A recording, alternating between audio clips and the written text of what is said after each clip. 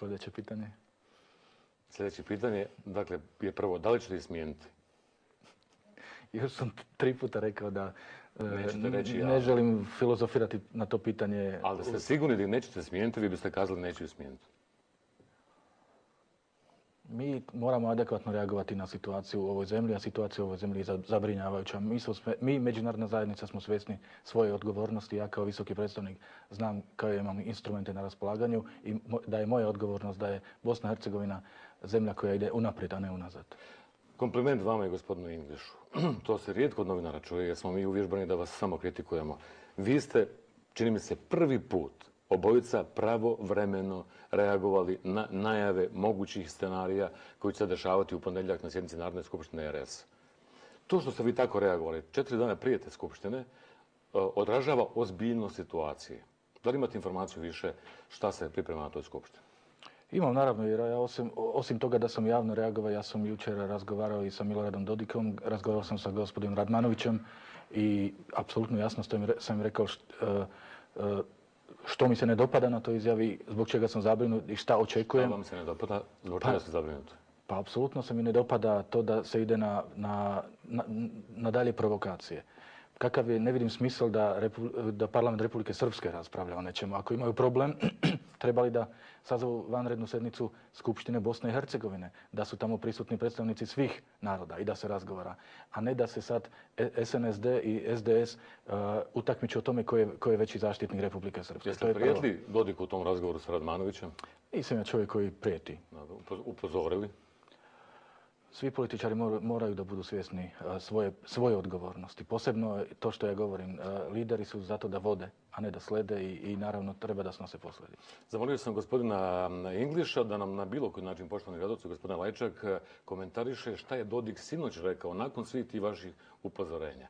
I on je odgovorio u pisanoj formi i rekao je da stabilnost Bosne i Hercegovine i stabilnost regije Balkana je vitalni interes Amerike. I zatim dodao, suverenitet i teritorijalni integritet Bosne i Hercegovine je neupitan, a javne špekulacije o raspadu zemlje od strane nekih lidera ove zemlje samo će dalje voditi ovu zemlju u pogrešnom pravcu. Nepoštivanje i prijetnja prema predstavnicima međunarodne zajednice, čiji je mandat ovdje određen Dejtonskim sporazumom, to se na vas, gospodin Lečak, odnosi, najvjerovatnije sigurno, su neosnovane i beskorisne. Na sličan način je insistiranje na politici zasnovanoj na uskom etničkom programu štetno za ovu zemlju.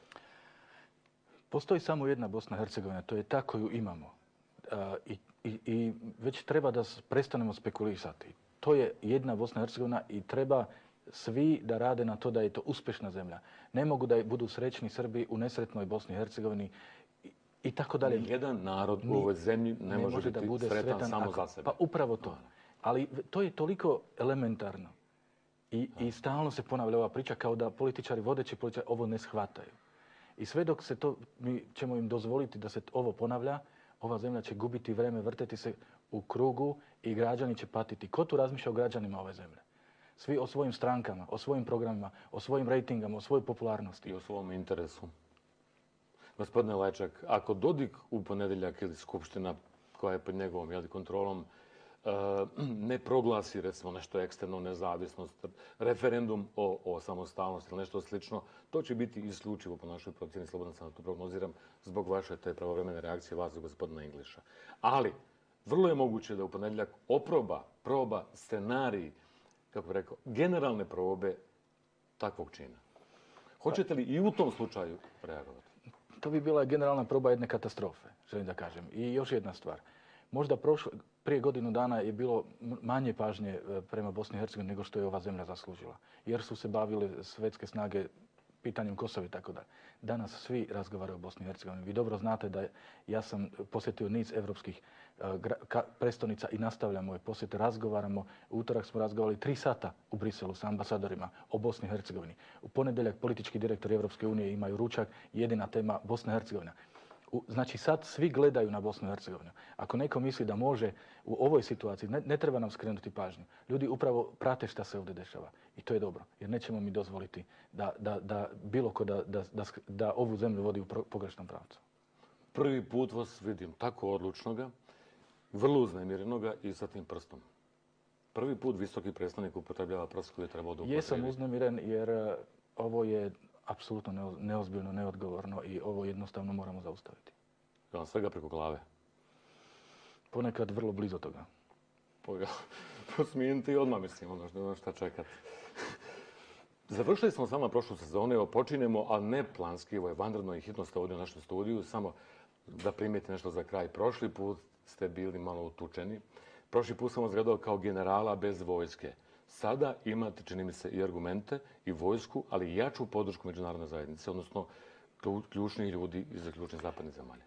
Nije pitanje podrške problem, pitanje pažnje je bio problem. Znači, general bez vojske jer je vojska bila negdje na drugom mjestu, sad je vojska tu, to je jako bitno. I to je prva pretpostavka, da svi gledaju na ovu zemlju. Mi sad formulišemo našu politiku, to smo svakako planirali, da u novembru govorimo o tome šta ćemo dalje sa Bosnom i Hercegovinom. Međutim, ovo što se dešava u ovoj zemlji ubrzava sve te naše odluke. Moram da kažem da zadnje nekoliko dana posjeta predsjedništvu ovoj zemlji ostavlja osjećaj šoka na posjetioce. Jučer gospodin Olli Rehn, politički direktor Višegradske četvorke, prije neki dan trojka Evropske unije. To je jedna ilustracija toga kako jedna zemlja ne smije da izgleda. Ja ću u ime vas zaključiti. Njima sad dvojica nešto priprema, najmanje 2 žuta kartona koji vode ka crvenom.